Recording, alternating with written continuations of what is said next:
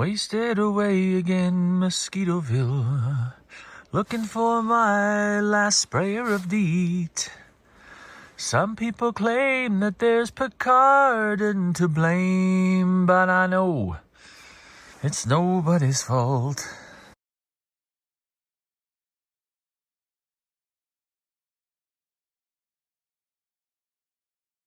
From Banff National Park, Scott and I are going to find out how's the hike on the Dolomite Circuit.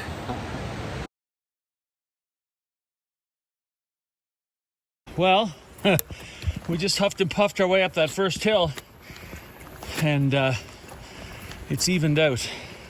Pretty easy walk up to Mosquito Campsite, actually, once you get up over that first hill. Wakey, wakey. But then, as you know, up to North Molar Pass is a bit of a beast. And it'll be interesting to see the flowers, if they're out yet, and whether or not there's any snow. I'm going to say there is, guessing.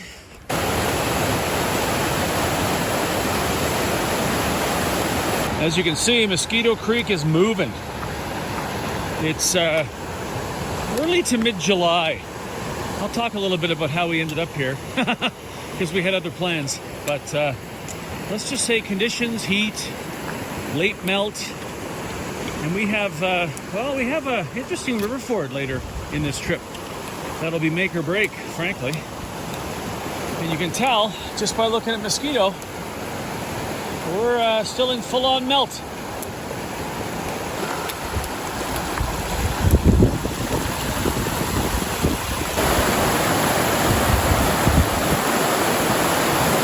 First big milestone is always Mosquito Creek Camp, where I'm gonna have something to eat because I didn't eat breakfast.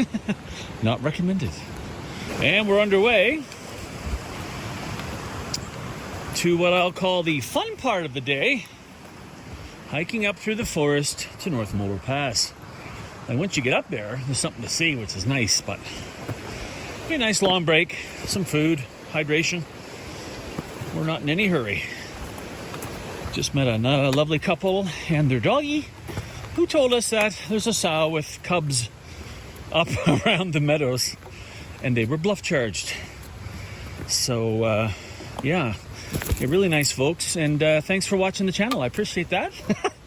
That's really cool when you meet people out here that have seen stuff you've done, but I'm glad they're safe, and now we know to be super vigilant as we get up into the meadows here in a bit. Next milestone, fork in the road. As Scott just said, North Molar Pass straight towards Scott, Molar Pass that way. If you're doing the Molar Loop, you'll see this twice.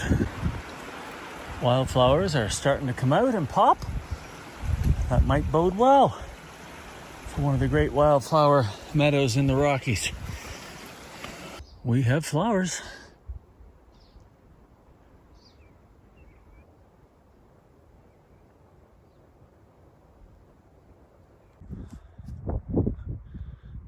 Always look behind, but in this case, how about a little panorama?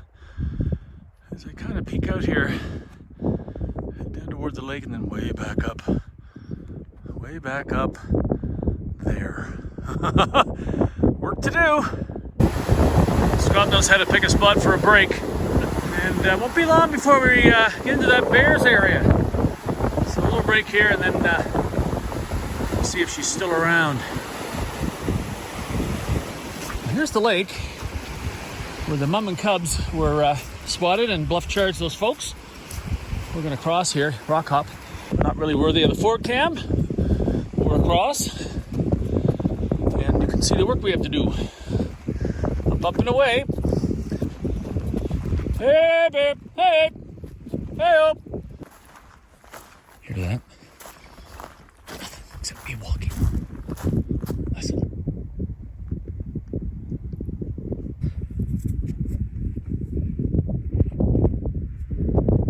There's the work remaining. And snow, obviously.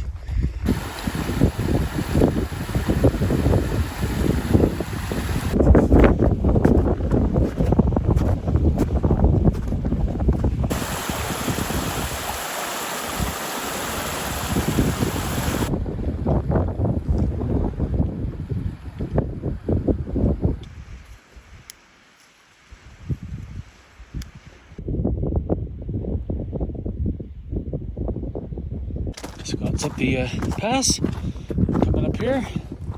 Obviously, we're taking a break and have a look at the backside, which is typically incredibly steep. Hopefully we won't have any issues. Still lots of snow lingering, as you can see. Scott is, yep. Scott's heading down to intersect the trail again. This is quite tame compared to a section a little further up, which was not tame. Really challenging. So, early days, but just in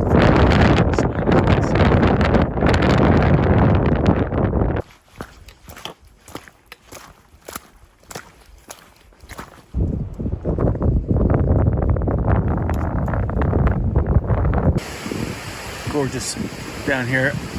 Another area where the trail is covered in snow. Not really much to show you on the Ford cam, but I will. Speaking of Fords, there's a make or break on this hike. Two actually, and water levels are high.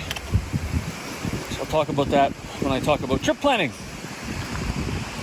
Making our turn and seeing the valley. We are on the home stretch.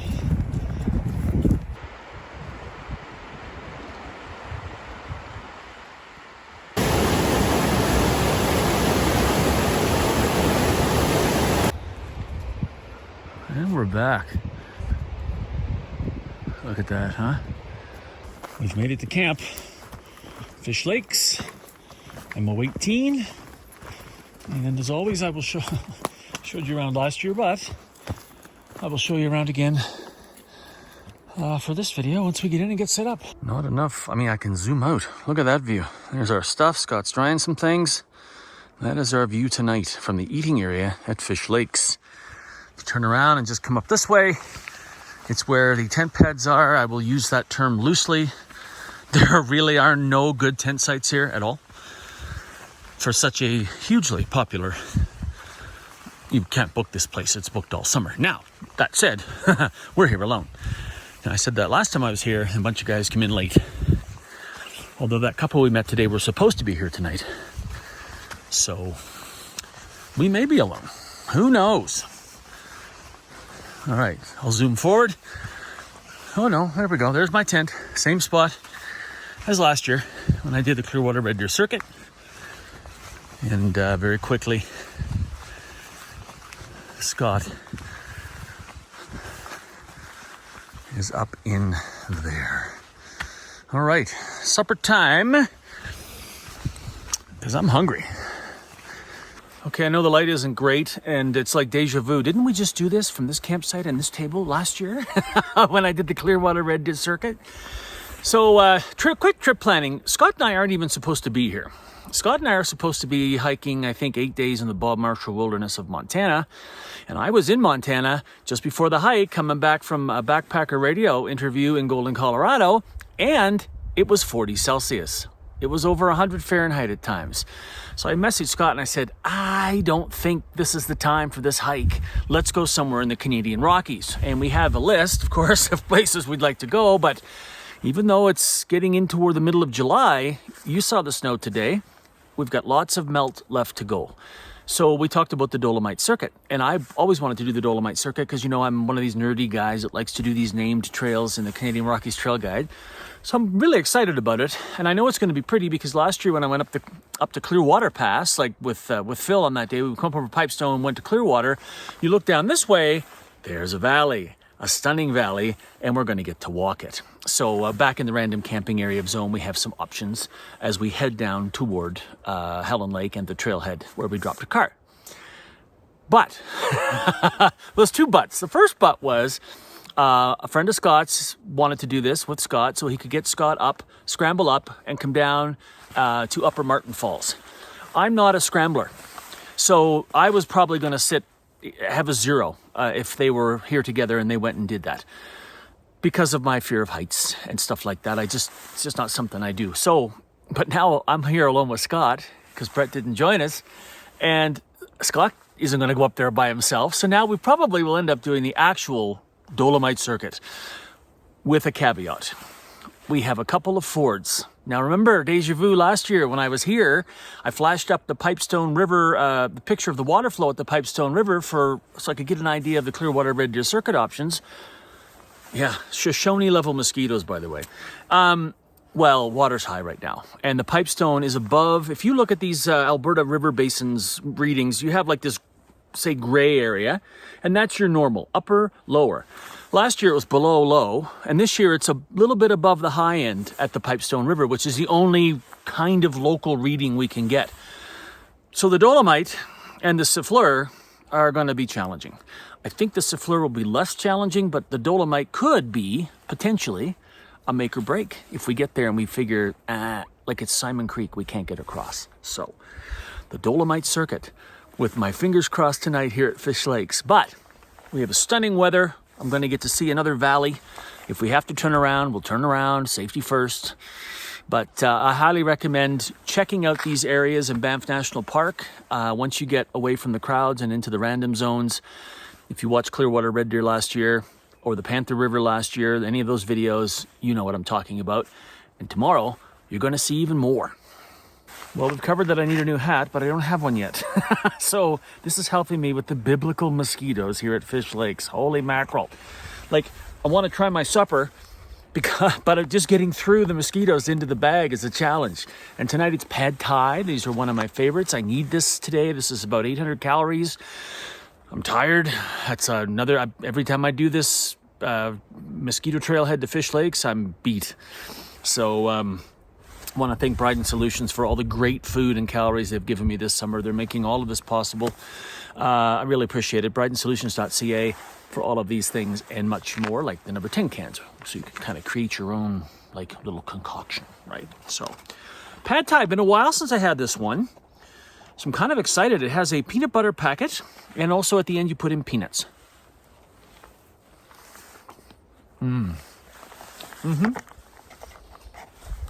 Okay, this is going to be great.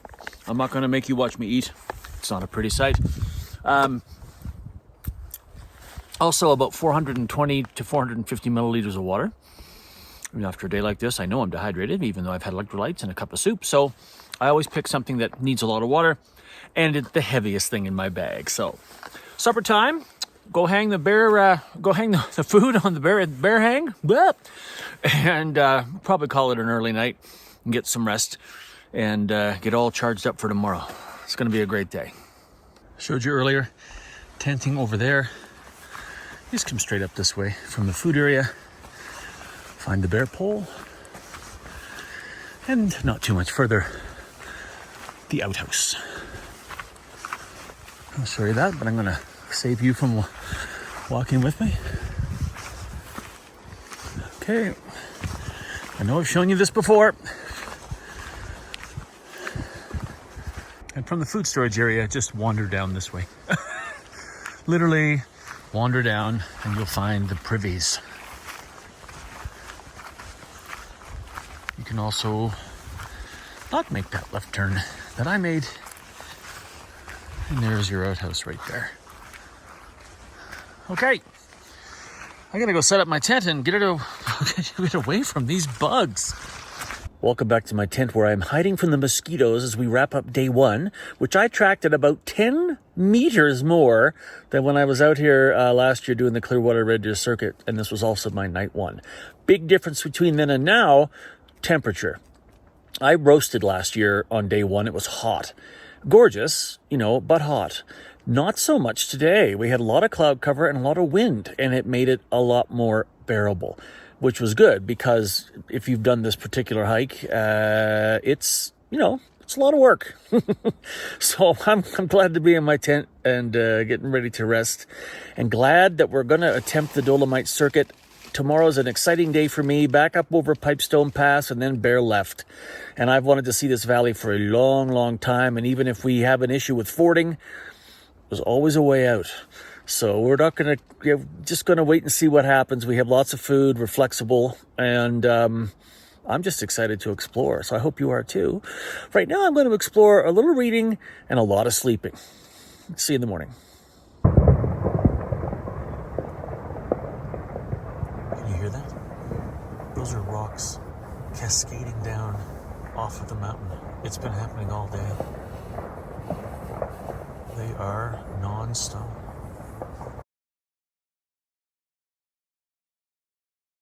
Morning, day 2 of the Dolomite Circuit. You'll know before I know where we're going to end up today. But there's our view this morning around Fish Lakes. We're going to be heading down the valley. Now, as I said last time I was here, if you go that way and down to the Pipestone, you head toward, well, I guess around to Molar Creek on the Molar Loop. And we're heading left towards Pipestone Pass and then making a left, of course, and going down Siffleur. So, not a bad night's sleep, really. I didn't get to sleep quickly, but then it was good. Pretty tired, as I said. And, yeah, Mosquitoville. Goodness me. Scott asked me today if it was as bad as Shoshone. And I'm going to say, honestly, it's 10% less. So not really that noticeable, but somewhat measurable. And when you go down to get water down here on the in the morning on the lake, all the babies are swarming down there and welcoming you to your morning. So what a view. Never gets old. Oh, that's the other thing. See all these rocks that have come, oh, we always focus on my finger. See all these rocks that have fallen, like big, small. This was constant last night. And I tried to get some on video, which I played for you, so I hope you could hear it. But it was just non-stop. Obviously something to do with, I'm thinking snowmelt. And all the water moving down there. But yeah, no animals last night, but we had a show from the rocks. Although Scott did see the resident porcupine this morning. So, all right, we're just finished packing it up and off we go. Speaking of that porcupine, Scott got a little video of it. I was in my tent at the time.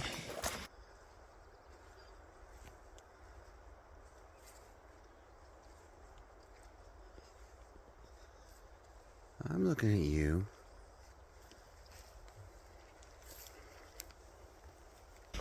And he chased it back toward his tent. It's a good-looking, healthy porcupine. We're off. It's an intersection down here that I'll show you again.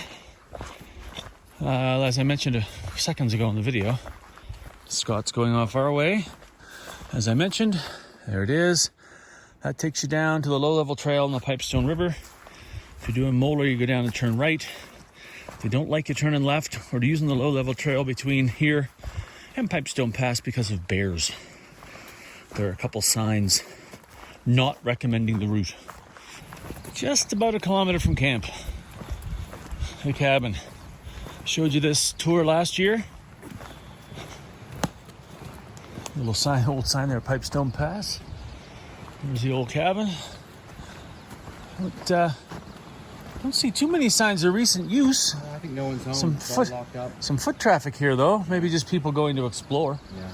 I'll quickly show you the front of her. Some nice running water. There it is, Fish Lakes cabin. Number... Oh, there's no number on this one. Interesting. It's not a porcupine, is it? There could be a porcupine or a bear.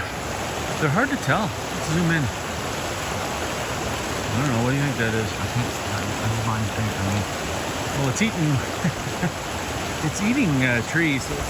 We've determined that's a porcupine. Another good looking one though, eh? Size-wise? I was thinking of going up there and using those logs to cross. Water's a lot higher than the last time I was here, so well, here we go. It's gonna be cold. Here comes the fort cam. Oh my God, that's cold. Yep. Okay. Holy mother of goodness gracious me. Oh. Woo. Oh my gosh. Nice little climb out from the water forward over kind of a shoulder. We've emerged from the forest. We're rewarded with this. And it's only going to get better. Descending in first glimpse of Moose Lake, right down there. And now in the center of the frame, above Scott, Pipestone Pass. As we contemplate dry feet, let me show you again, Moose Lake. Sorry about that. Just a note, they do not like you camping here. They will advise you against it when you make your booking.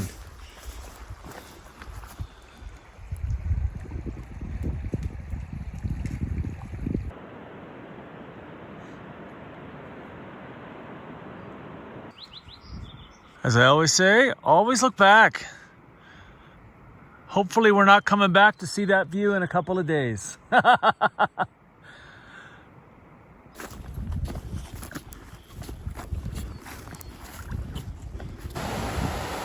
I think we can still rock hop it. Probably right up here. Yeah. Pretty spot though, isn't it? Trail enters the water down there, as you can see, and then ends up just over here. Scott found a great spot to cross right here. So, you know, we've talked about river fording a lot. Don't be looking just where the trail goes. That's typically for horses. There may be better alternatives nearby.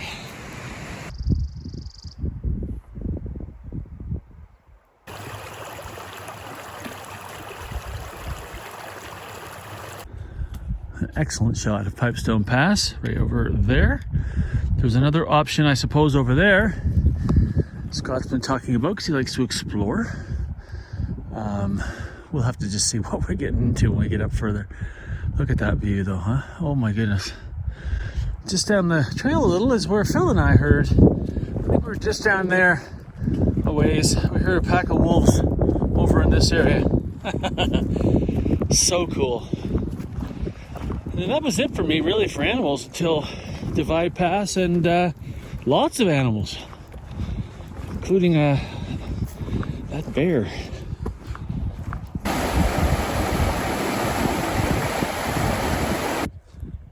Another look back, see if we can find Scott in the frame. Ready? Boom. And back out. How's that for scale?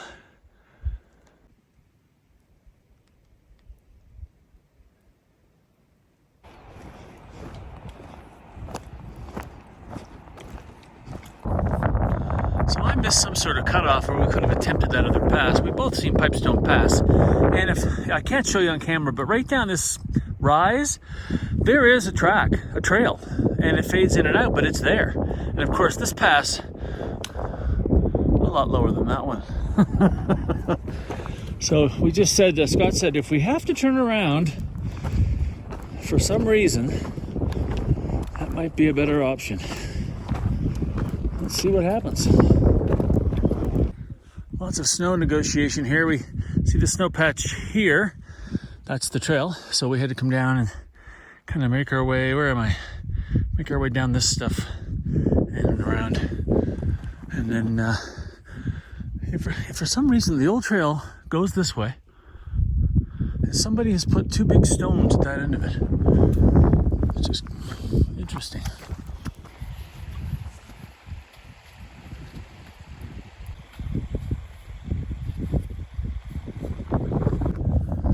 If I have to paddle across on Scott, I don't want to see that view again on this trip. But look at that view. Isn't that crazy? Scott's laughing behind me.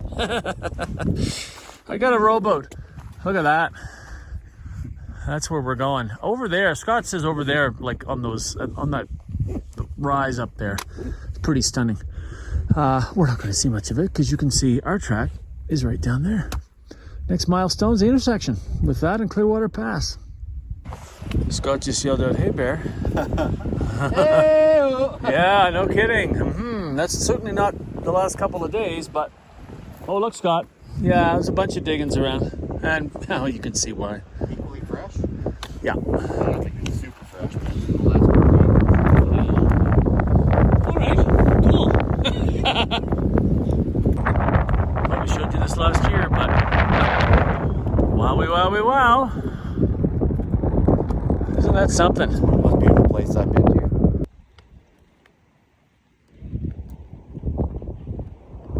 Lots of bear signs. Well, diggings, I should say that. Lots of diggings.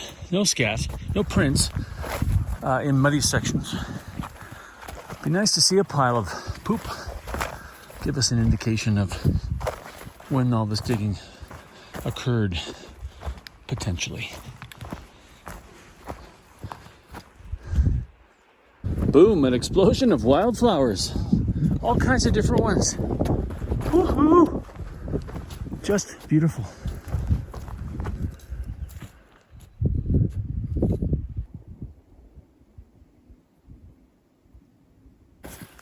We are here at the Fork. Always good to know where you're going, because most people are going up to Devon Lakes and the Clearwater Pass, so they don't want you going down the Siffleur, but that's the way you go to the Clearwater. And summers and summers of exploration opportunities. Just an amazing place back there with, yeah, I'm not sure you could see it all, but you could try. The campsite site has begun. I don't know if I told you yesterday in the trip planning, but we've got 4 nights in the random zone, so we do not have it today to continue on to a more established camp, the horse camp. So we're going to find some water and hopefully a flat spot and enjoy this wind, because the sun is back. Obviously water, flat spots important, or semi-flat spots when looking for a random camp. And we got to the water and I said, this looks pretty clean. And Scott's like, yeah, but it's hard to find a place to camp, which it is. I mean, look at it. And I just happened to look over this way and boom. That's for out here, that's pretty flat. But we have 2 tents. So now we're just contemplating whether we want to try to make it work or keep heading that way. As you can see, we decided to stay here. Just quickly. In the random zone of Banff, no fires are allowed unless they are in a steel fire pit. And I have yet to see a steel fire pit in the random zone of Banff. Anyway, there's a fire ban on now, so it wouldn't matter. Oh, that view matters though, doesn't it? Whew. So notice, no tent there. That's way too close to the trail. We're off over in there and over in there, out of the way. Our food will be stored, obviously, properly far away.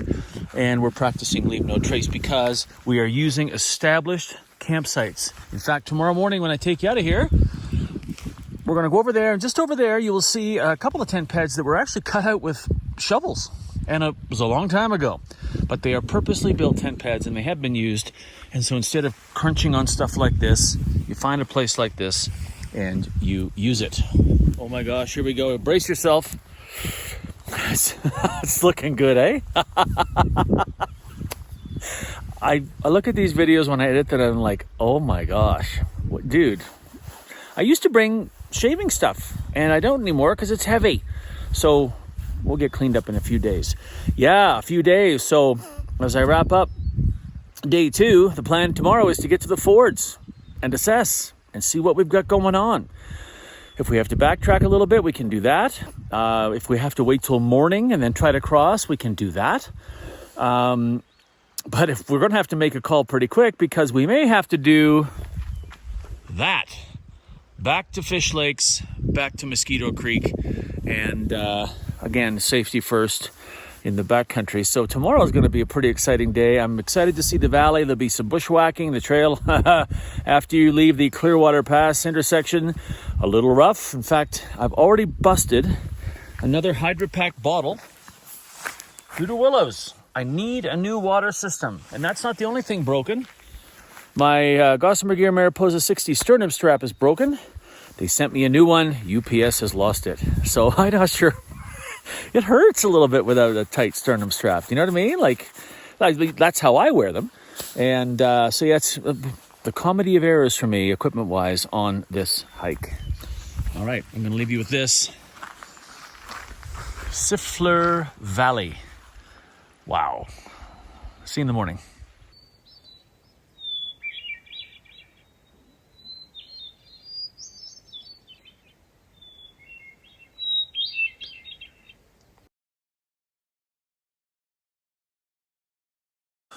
Good morning, day 3, and right back where we left off. And the discussion this morning already, hopefully not right back where we started.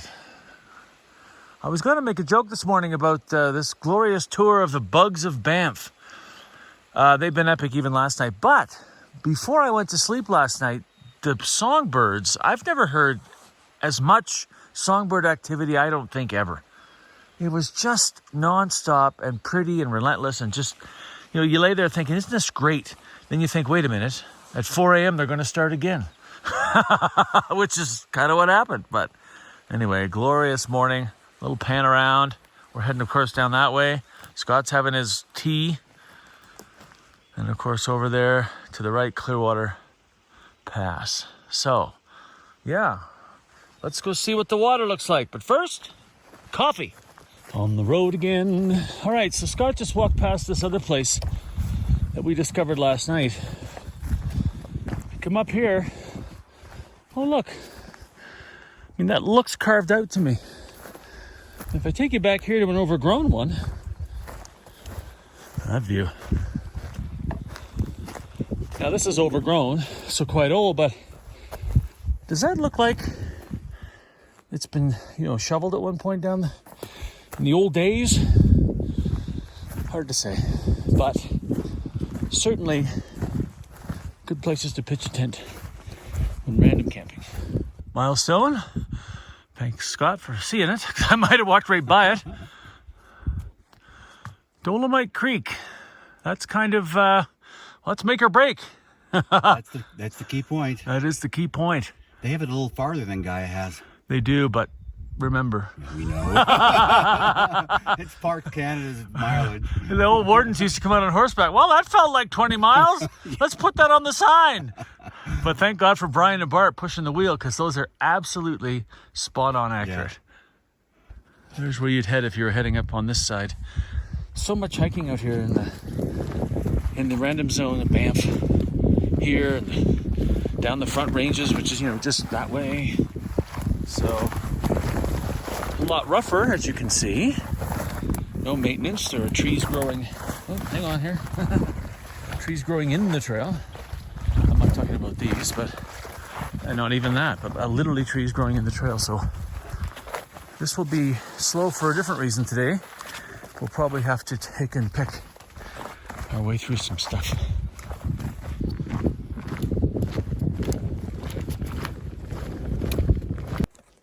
Really good indication of how long it's been since there's been any trail maintenance out here. Tree cutting and brushing back the tracks right over there.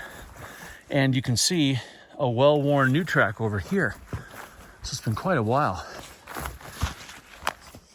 This is quite different than the rest of the front ranges. Well, this isn't the front ranges technically, but the rest of the random zone, where the patrols go through and cut deadfall and things like that. Although the rule is Scott's calling out to the bears. The rule is, of course, if a horse can get through it in these areas, there's no need to brush it back or cut it. Not really worthy of the Ford cam. Maybe we need a rock hop cam. What do you think? New series.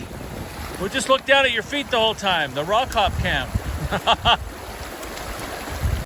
Hard to see, but second pile of bear scat we've seen on the trail. Not so fresh, but not surprising. Scott just pointed out we're dropping quite a bit, and we are. And I want to just show you how much it's changed. We're in the forest. A little bit of everything. We were looking at some human footprints going the other way, and I got optimistic and said, oh, that means they crossed the river. No, well, Scott said maybe that means they turned around. Glass half full, half empty.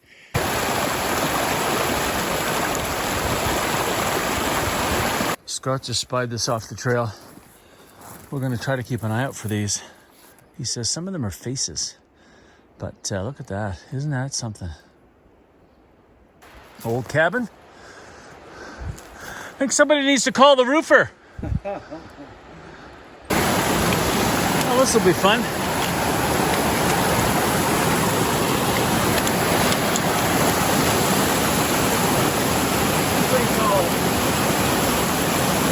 Rocky, Rudy, Muddy, Boggy.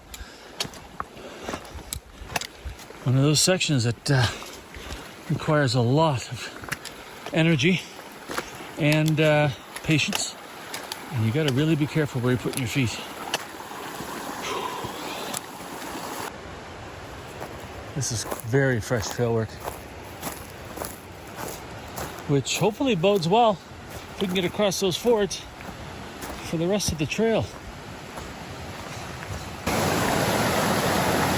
can see the water flow here. This is all feeding the Siffleur, and we have the ford below where all this water comes down and collects. We'll see the Siffleur today and make a decision. I've got about 8.3 kilometers from where we random camped to the horse camp. There it is, Siffleur Campground. This is actually one of the places they really want you to try to use out here if you're doing this circuit. You could do this circuit in a couple of nights. Didn't really fit our plans because we were planning to do some exploring, but yeah, they really like you to use this one. I understand why, impact, things like that. So we're going to sit here and have a lovely break and get some water. Maybe use the outhouse. Here's camp. Fire ring of rocks. Nice place to sit. And I'm going over there to get some water. Nice little break here. Look for some tent pads. Didn't have a lot of luck, but I'm sure they're around somewhere. Interesting contraption. Anyway, a lot of recent work here, as you can see. That's great to see. So, yeah, maybe 3 kilometers to the ford. Probably a little less, maybe. And, well, we'll find out we're going to find out what's going on. Maybe we'll be back.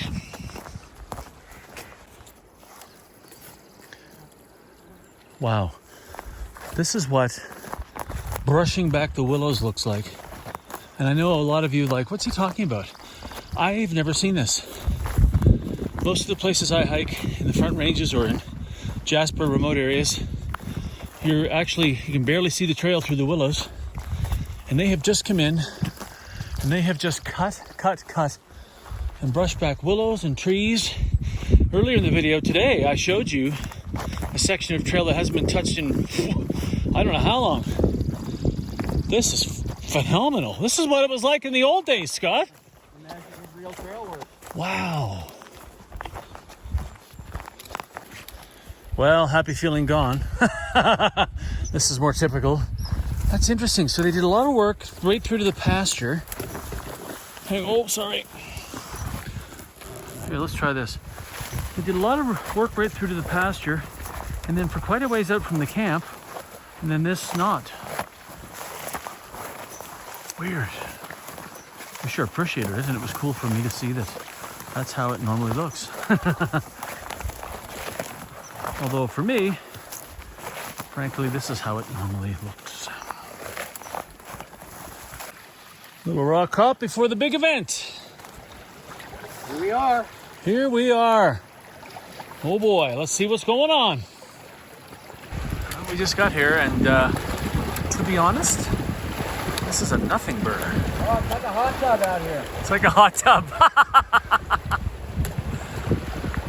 Yeah. So you can see this is one method of fording, just straight across. It depends on the flow and the terrain and whether you can see the bottom. But you can see that's getting up into his thigh a little bit there, so it gets a little deep and swift. Nice job!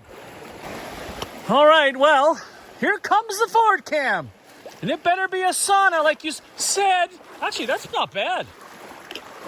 So I'm walking straight across like Scott did because I can see the bottom. I can handle the flow until I get about right there. Then I know it's going to get a bit swifter and a bit higher. We're almost there. I'm going to angle my body slightly upstream. Just slightly. No big changes, no sudden movements. And that's it. Super duper simple. That was a nothing burger. Here comes the ford cam. It better be a sauna like you said. Actually, that's not bad. So I'm walking straight across like Scott did because I can see the bottom. I can handle the flow until I get about right there. And I know it's going to get a bit swifter and a bit higher. We're almost there. I'm going to angle my body slightly upstream, just slightly. No big changes, no sudden movements, and that's it. Super duper simple. That was a nothing burger.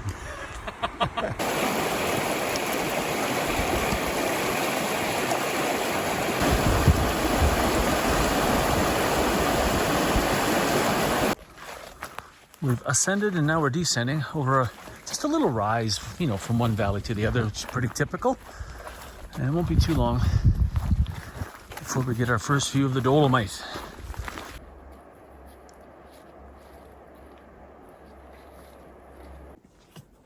Old marker.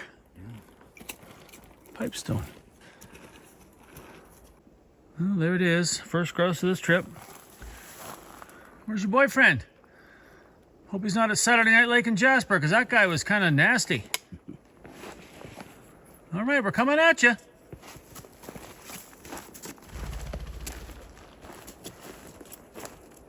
We're just finished a steep descent, and we're going to have our first look at our next challenge. And then we're going to have to see what we can do. Dolomite Creek, in just a second. Observation Peak. Little glacial action over there to that side.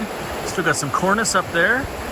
Got some stuff draining down into this valley, and of course some snow right there. And then over to this side, a couple more little glaciers. And then we have this. You can tell by the color, there's lots of rock flour in it, glacier action, and it's late in the day and it's hot. Hottest day we've had on the trip so far because of all that cloud cover. So there's good flow.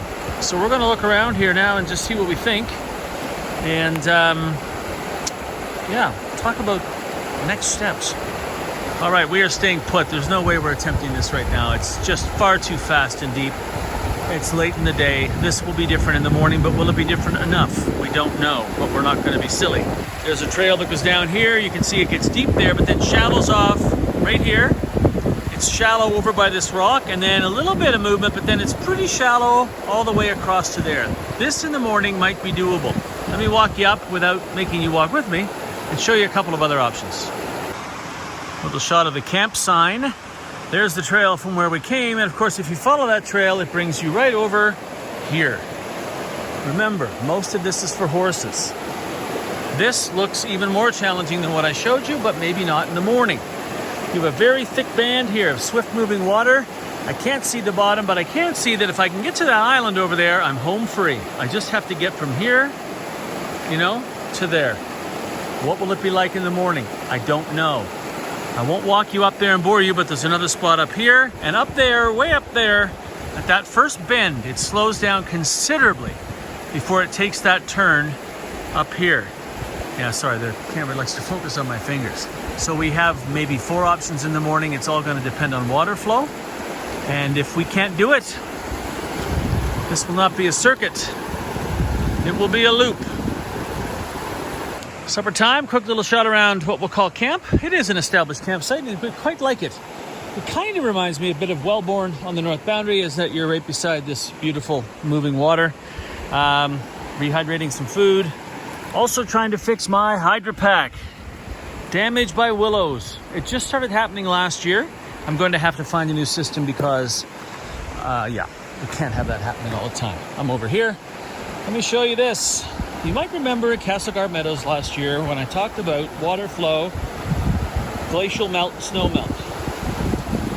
So what you're seeing now is a lot more water flow. And look at the color of it compared to earlier.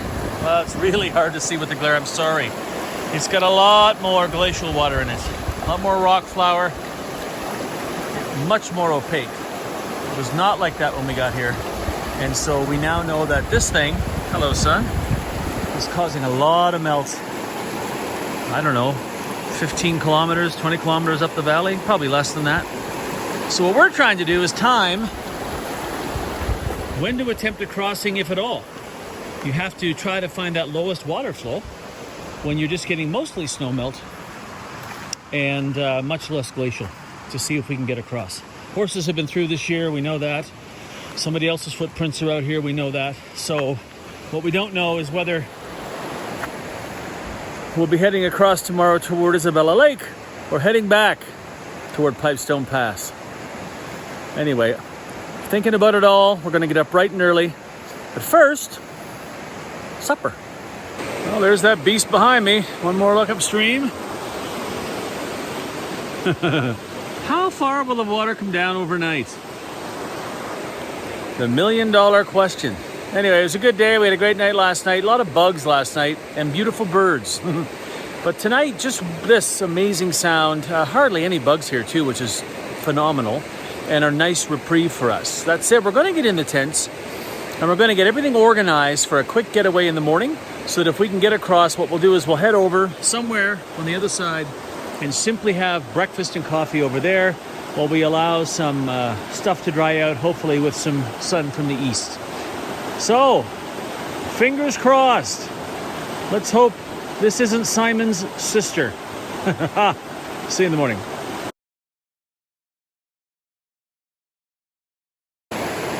Good morning, day 4. Sun's starting to pink these mountains already. And what do you think? Anything changed? I don't think so. We've been marking that rock right there, and it looks about the same as last night, if not even higher.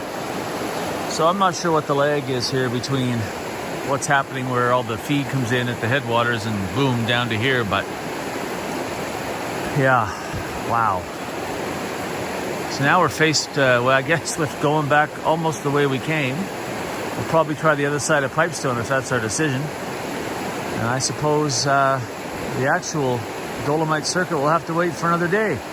Just like almost every other hike so far for me this season. And I'm sure for many of you as well. It's, yeah, it's been a bit, what's the word? Frustrating? Yeah. Anyway, won't even show you my face this morning because I can't give you quite that big old smile.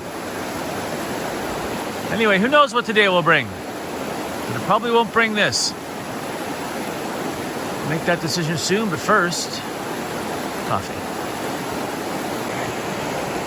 So due diligence-wise, I've gone up and down and looked. I mean, listen, if this was clear water and I could find a place that I thought I could handle this flow, maybe we'd give it a try without a backpack, you know?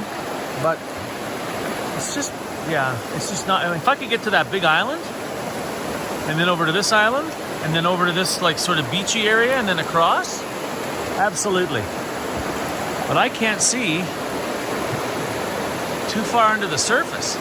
I can probably see 6 inches under the surface, maybe 8. So that means out there, unless it's a clear channel, she's deep. So as much as you want to do this stuff, yeah, you want to hike another day. And it's early July, and it's typical season. So despite the frustrations of June and July, trying to put these longer trips together, I mean, we're out, right? And if you watch the last couple of days, the scenery is spectacular.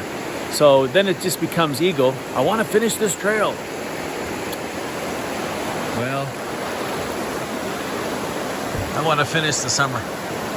We're heading back, but we're going to try to make it a little more interesting and hit the other side of Pipestone Mountain, which I think is the actual pass according to the maps. Back to Mosquitoville. Great little campsite here, and I have to say, after days of kind of silence at campsites, that was a nice change. So we're going to do a bunch of climbing here right away. Descending for the ford. Descending for the ford indeed. Down we go, pretty steep here, and then we'll get ready for the fort cam.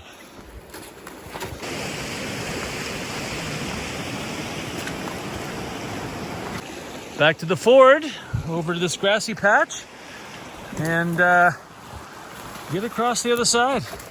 You know what time it is. Time for the fort cam. Okay. Oh, Scott, it's like a sauna. Whirlpool. Whirlpool. Woo!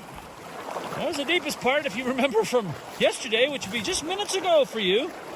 There we go. Oh, refreshing at 9:30 in the morning. Oh, that's nippy. Woo!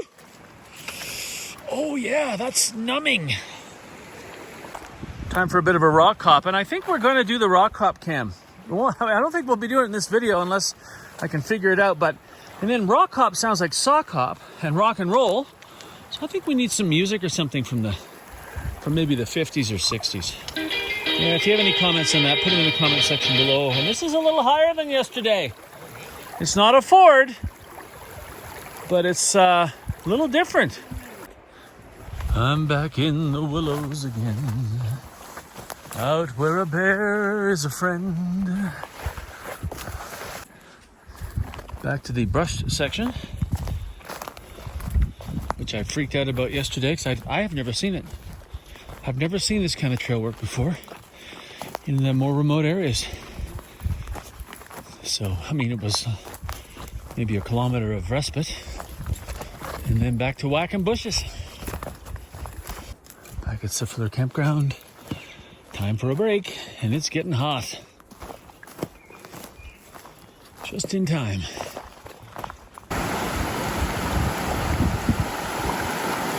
And the trail's over there to the right.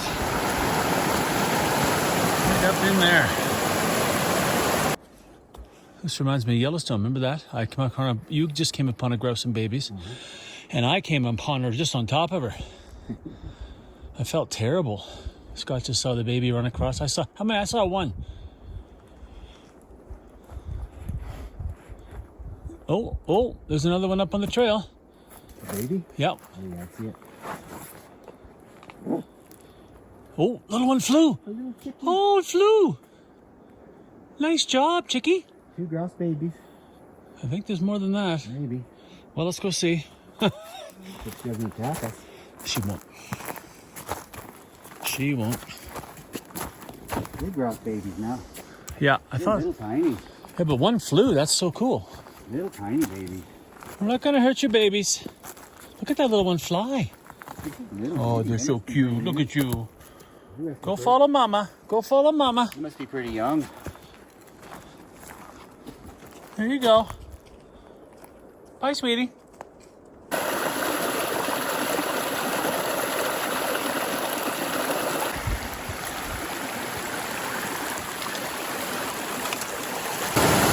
This seems like it's swelled up a bit. Still a rock hop, but not a good one. Nice job. Back to that old cabin I showed you yesterday, and we didn't see this on the way up.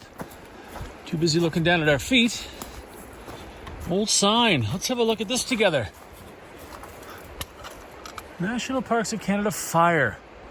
I'll just hold that and you can read it.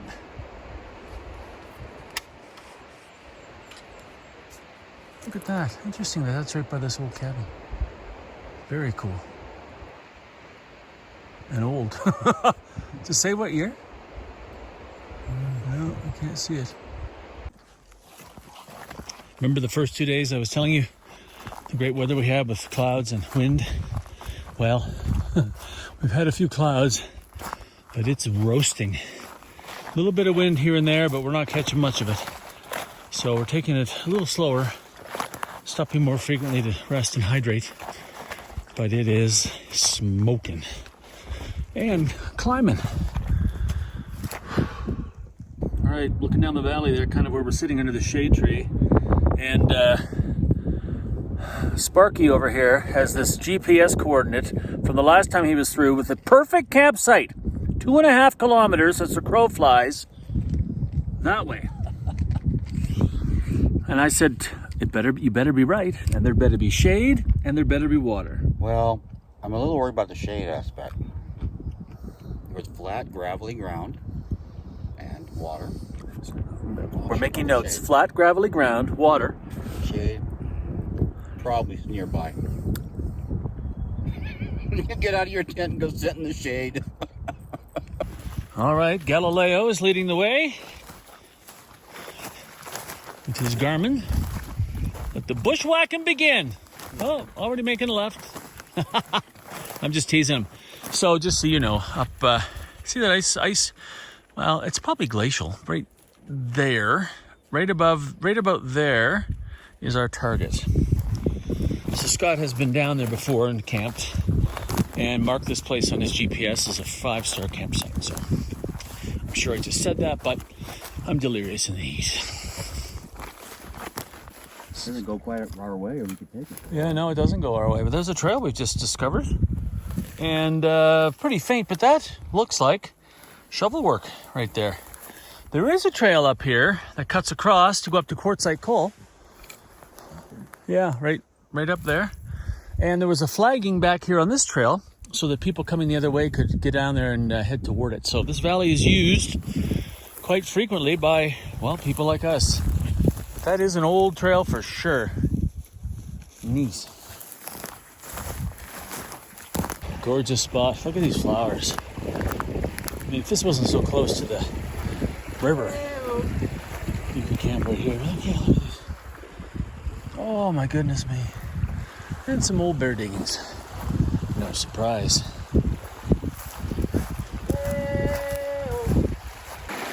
We're scouting out places near the river. That's a bit close. So, you know, leave no trace rules and things like that, but... Well, here, not too bad. No, that's not too bad either. So we're just meandering around. We want to be near the water somewhere. Pretty area though, my goodness. So this is spectacular. Look at this, looks like a set of stairs. Right there in the middle. Yeah, look at this place, this is amazing.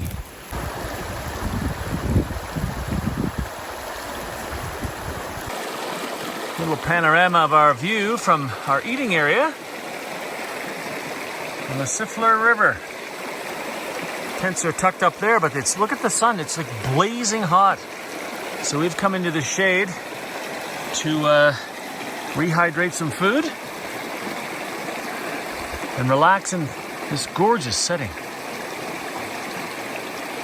What's for supper? Ostentatious tortilla soup. Ostentatious tortilla soup. Yeah. No comment. From Austin. Oh, from oh. Got it.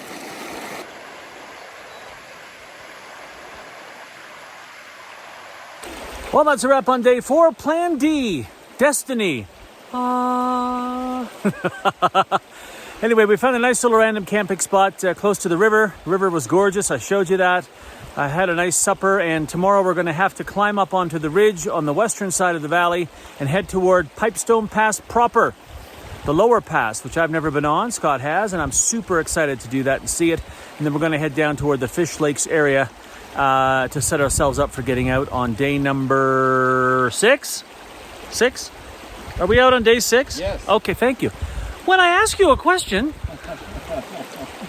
I'm just teasing. Yeah, so it was a great day. I was super stoked when we got down here because it made up for some of the slog and high water. So, into bed. Oh, and we're back in the same area where all the birds are chirping and singing along this babbling brook. It sounds like the Audubon Society National Convention is piping this into the cocktail hour, and we get it for free. See you in the morning.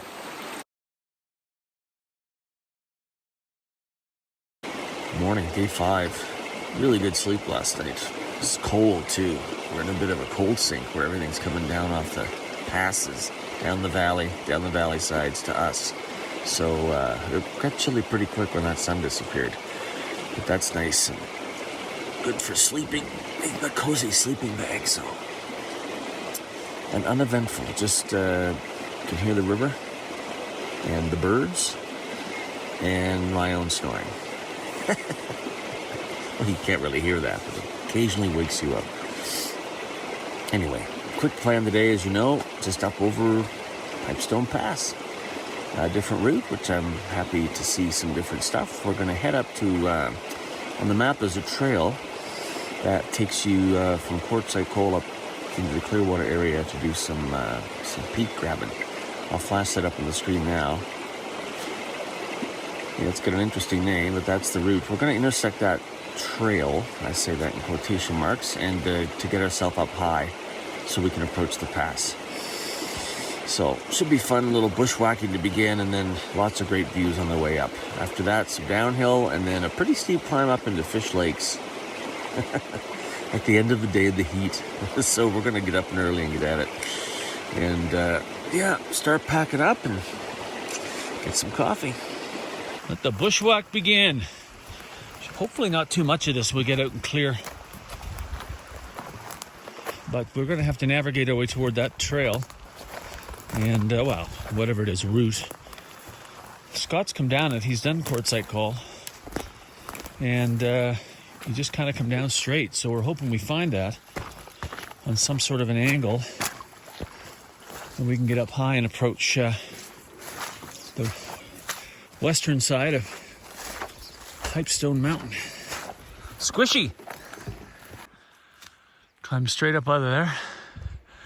Obviously heading that direction, but quick little panorama of the Siffleur Valley. Look at that.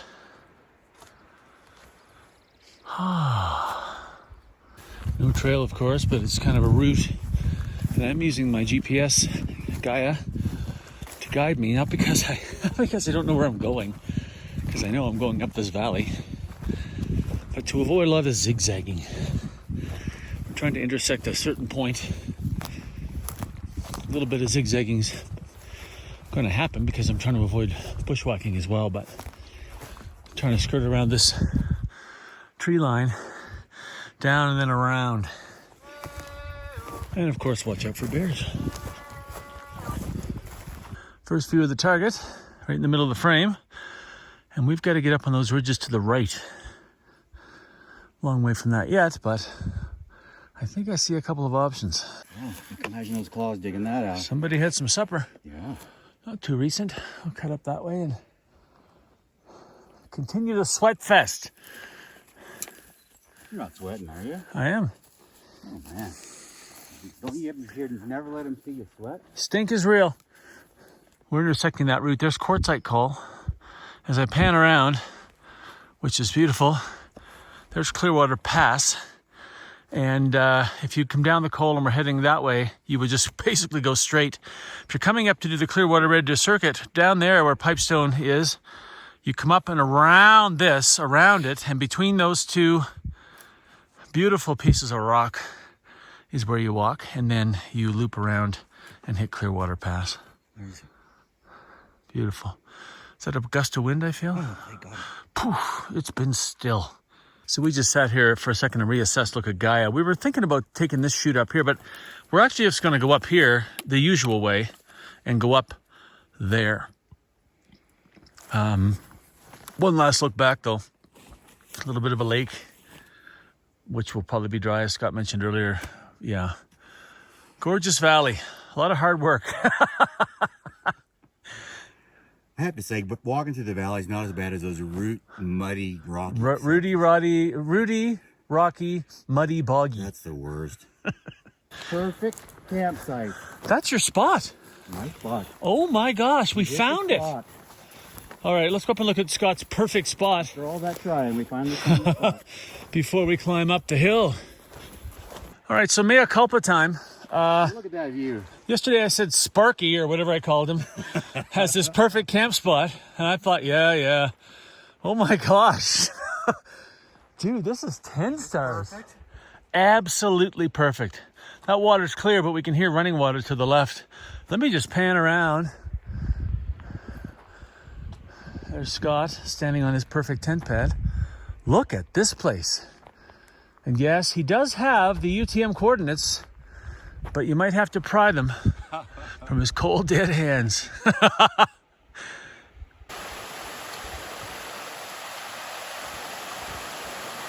Sitting here by this waterfall, having some water tanking up before we do the last climb to get up on the ridge.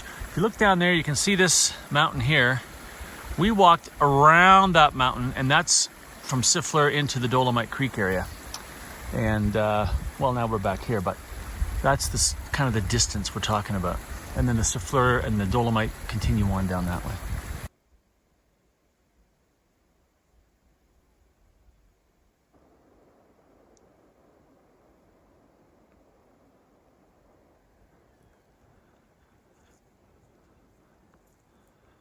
Little strip of green carpet leading the way.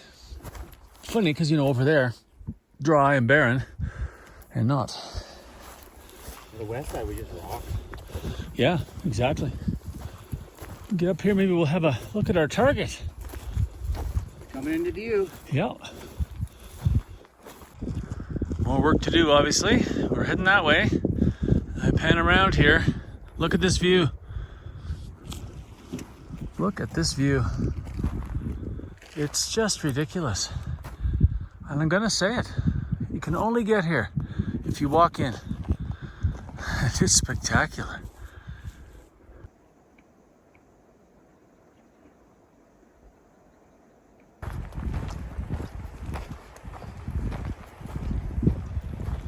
We found the remnants of the old trail. I mean, it's faint, but you got to know what to look for. But and then it goes up that way.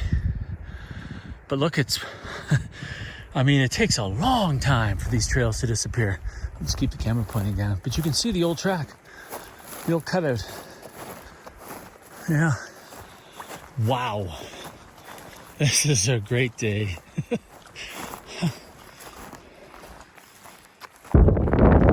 Pipestone Pass, the lower. We can call them both Pipestone Pass course, but this is what they've named on the map. Look at this. Completely different approach than the other side. This is rather civilized, actually. Doesn't it feel like we're in the middle of nowhere as well? I mean, because you are. Pretty incredible. Quick pan around, don't get sick.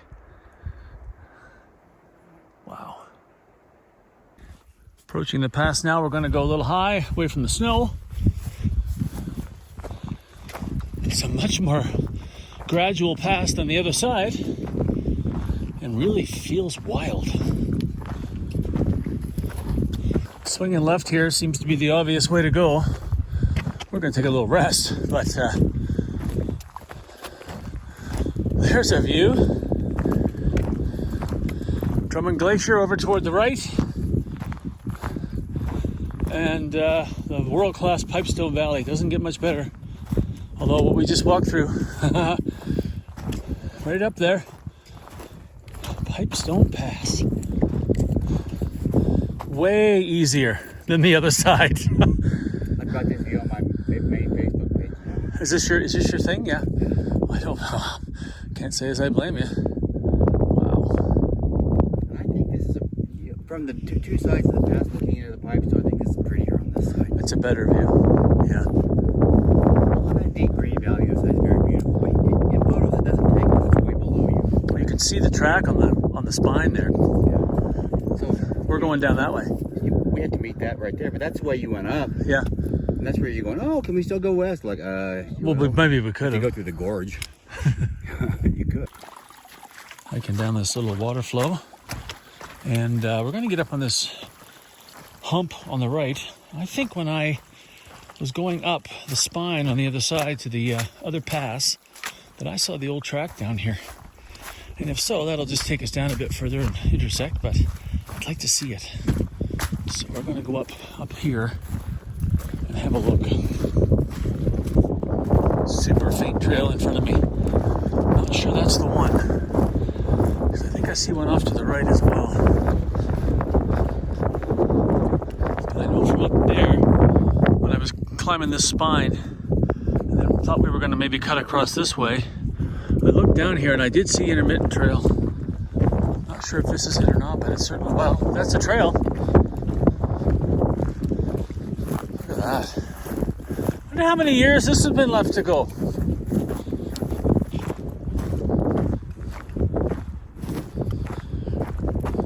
There it is, Scott.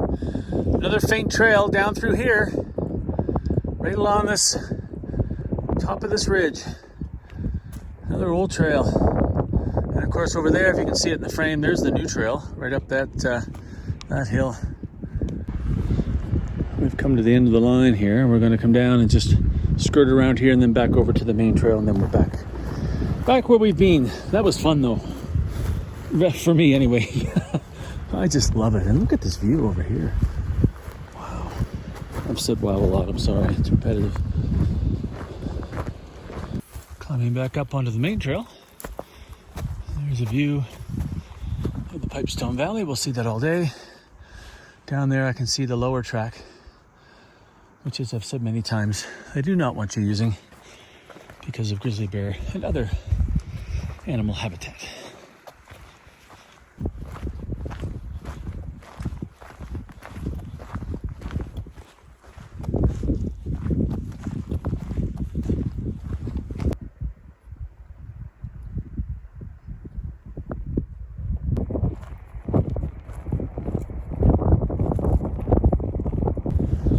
Just had a nice little break, getting some shade. Sun is high and hot. Probably around 5 kilometers now from Fish Lakes. There'll be a little bit of a climb as we get there to at the end. And then I'm expecting open arms, Scott, from the mosquito family. Big wet kisses coming our way.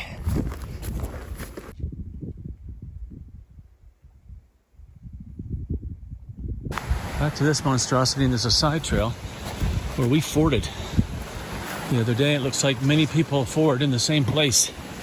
So don't always cross where the trail does, as I've said like a broken record.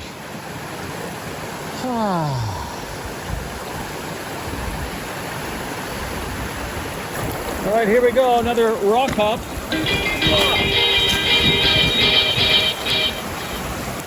And rock hop, rock hop. Piece of cake. A little slippery, however. And then over that way.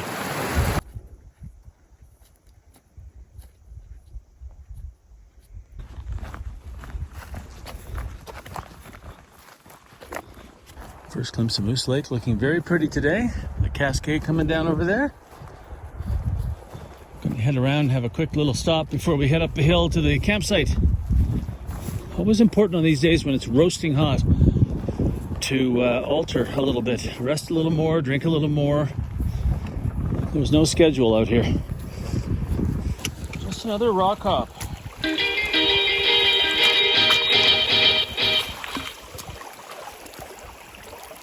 Which rocks look friendly? Not slippery, that's good.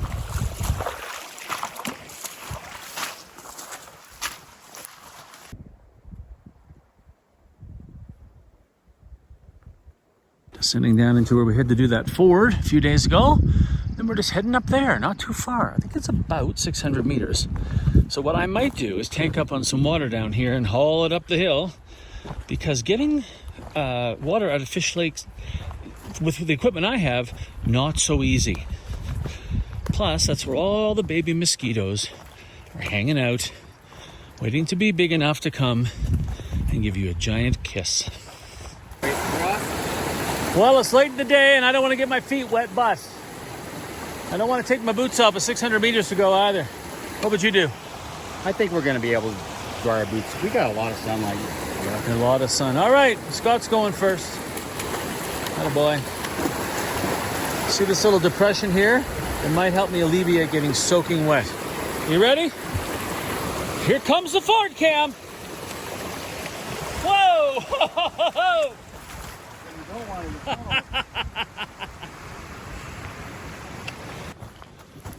Still nobody there.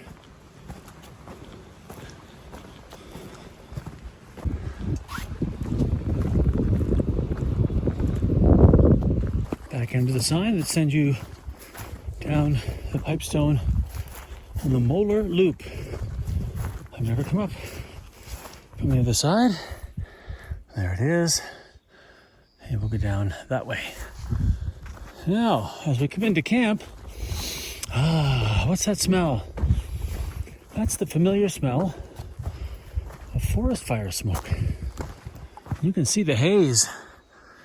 That's the first time this summer. Oh boy. Let's hope we're not off to the races. Although I am racing right now to camp, which is just right up here. And we're back. Another quiet day here at Fish Lakes. Super quiet. Nobody here. Now we are. Listen, I'm going to set up, but there's no reason to show you around. I just showed you. It's all going to look the same, except I'll look a little more worn. Oh, got set up, just taking a break before supper, and what a day. What a day. I have to say right now, that scenery I saw today, looking back down the Siffleur from just before we get to the other Pipestone Pass, or the one that's on the map as Pipestone Pass. Oh, I mean, I was giddy. I may have been giddy on camera here, but it was Scott. I was like, because, you know, the day before, you're doing the walk of shame. You can't get across Dolomite Creek. We can't complete the Dolomite Circuit. You know, like, and you know, he's like, oh, geez, you know, and it's disappointing. You know, heartbreak, and then heaven. It was really something today, and I'm still just perma-smile because of it. And to find that old trail. Oh, I don't know whether that was an old Parks trail, an old patrol trail, an old Packer trail. If you know what kind of trail that was, and it would have been a long time ago. It takes a long time for trails to grow in like that. I'd love to know, because that was super exciting to find that. But the views today, the views. And you know you're out there, just the two of you in this vast space with people nowhere around. And to see that, very few people get to see that. So I'm glad you got to see that by watching this video. And if you're in the area or coming to the area, highly, highly recommended getting up there and seeing Scott's 5-star campsite. Which I teased him a little bit about, but it was epic campsite. So anyway, we're back here walking out tomorrow, and I've got to deal with some broken equipment. I told you about the sternum strap that I thought I had fixed, thanks to Gossamer Gear sending me one, but didn't arrive. What else? All these water bottle issues I'm having. I've got ripped clothing. And then also, I use a quad lock. I think I've shown you this on another video, but I use a quad lock to attach my iPhone to my trekking pole. And you put it in a special case, and it all clicks together, and it's very, very secure until it breaks. So thanks to Scott having some duct tape, I would have had to use Leuco tape. I've taped the iPhone to the trekking pole. So that'll get me down tomorrow, and then I have a little work to do before the next hike. But anyway, listen, if you're out here and things don't go the way you want, you're going to be disappointed. But most of the time, whatever second plan you make is going to lead to something pretty cool that you didn't expect to see. That's a wrap on day 5, and I hope you enjoyed today watching it as much as I enjoyed walking it. Wow. Nothing more to say than I did. Epic. Lemonade from Lemons. Just phenomenal. Just phenomenal. Got here to Fish Lakes early. Busy night tonight, unlike the first night we were here when we had the place to ourselves. Imagine, who can say that about Fish Lakes? But a nice group in here tonight. So we're going to tuck in early and get up over the pass early, because thunderstorms are in the forecast, starting at about 11 a.m. And we're going to be exposed for a good chunk of the day as we head back down to Mosquito Creek Trailhead. Part of our change of plans. So yeah, it was just a great day, and I'm a little tired, but I'm looking forward to tomorrow and seeing that view. I've never walked up the backside of North Molar Pass, so again, new experiences, unexpected. Embrace them and enjoy. I hope you enjoyed. I'll see you in the morning. Well, good morning. As you can see, a little change in the weather came overnight, in the form of thunder and lightning. Very, very frightening. Actually not. It's kind of cool in the mountains when you hear thunderstorms, because it just rattles around and echoes. Pretty cool. We didn't get really much rain from it. More of a light sprinkle. So nice to see that the old repair I did on this tent held up. I have yet to really have any rain. Anyway, hopefully it didn't wet things too much. We don't have a lot of willows or anything like that to deal with out of here, so until we get to the lower part, there's a little bit of bushy stuff, but hopefully we won't have too much more of this until we get out of here. So with that in mind, I better get at it. But first, I gotta pack this stuff up, and of course, coffee.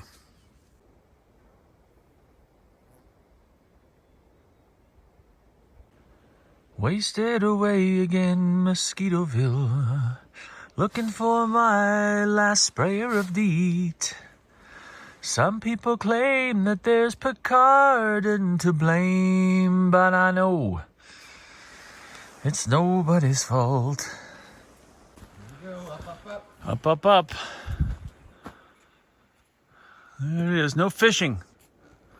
Really? You're in trouble, Scott. No fishing at Fish Lakes? No fishing at Fish Lakes. That's false advertising. We're on the road again. Like a band of gypsies, we go down the highway. Gorgeous shot going up there.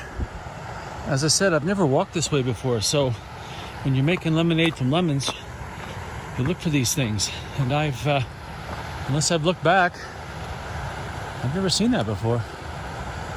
Looking this way. Stunning.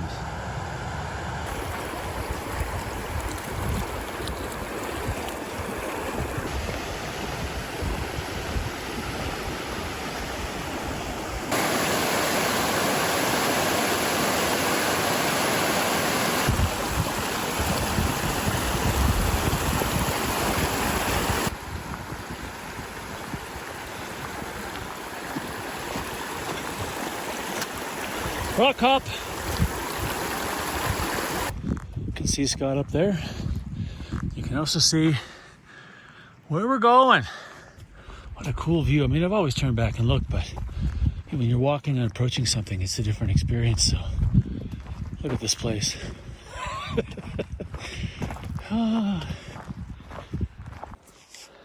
Not here when we came through, what was it, 5 days ago? Scat. We do know that there's been a sow with cubs up here on the other side of the pass. So we're just wondering if that's possible that they would have come up and around. A lot of work. But she knows where the food is.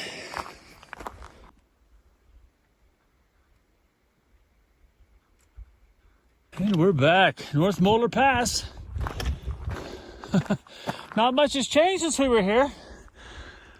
Still high, and it's come down a bit actually, but not a tremendous amount. That's typically snow here all year. We taking a break? I hope you like it. All right, we're not taking a break. Off we go. By the way, that was 3.3 kilometers, just as Gaia predicted. Gaia's had a bit of a bug this summer with its offline routing component, but this time it worked. That's how Scott takes pictures. Do it again for the camera. Shoot. There's Scott on the left, and you can see our trail down here on the right, and it goes all the way down the top there. Obviously, you can see the valley we're going down, but look at the scale. It's just always remarkable.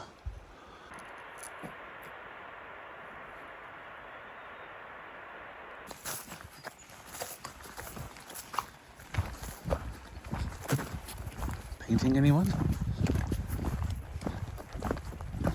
There's a marmot.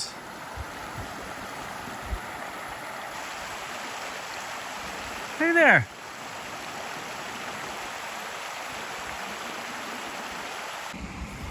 Why you got your back to me?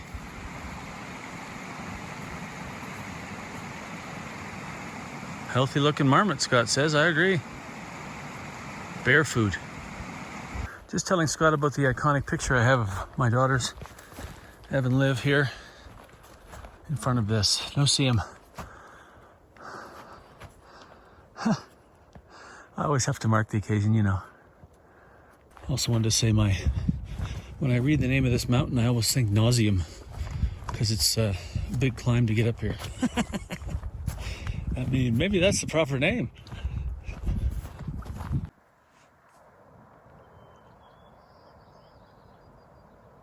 Back in the woods, Scott's favorite part of the trail. Yeah, this is just a brook, basically. It's now dry. See, that's the problem. Walking along, boom, you hit a rock. Just marking the occasion of the intersection. Scott's gonna have a little sit down. And we're back. Crossing over creek. And back across again. Into Backcountry campsite. That's through the campsite, 5K to the trailhead.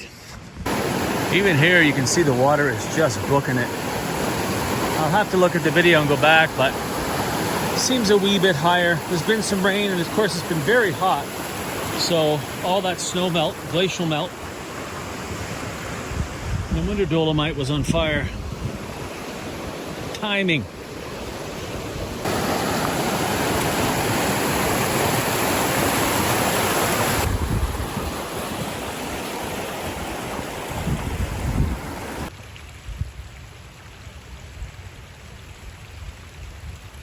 1 kilometer from the trailhead.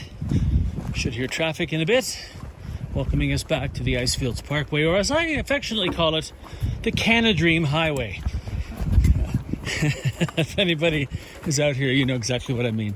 Well, the Dolomite Circuit turned into the Mosquito, Pipestone, Siffleur, Dolomite, Siffleur, Pipestone, Mosquito, Lollipop? Anyway, Scott, how's the hike? It's great. I always like to go up to see Pipestone Pass and the Yeah. Upper Siffleur. That's beautiful, most beautiful place in Banff. Is it your favorite place? Maybe top 3 for sure. Well, that's the campsite you found. We should have stayed there. By the way, we should have stayed there, but we were bagged. We couldn't go any further that day. Listen, it was a disappointing thing not to get across the Dolomite, but there was no way to get across the Dolomite, right? No, I think it was too much of a hazard. Yeah, way too much of a hazard. So my highlights coming back over the Western Pass around Pipestone, which was, well, you could tell I was dancing yesterday. So the hills are alive. Anyway, I know I should listen to you more often. Anyway, listen, questions or comments, post them below. Check out the links below. And, well, until next time, thanks for watching.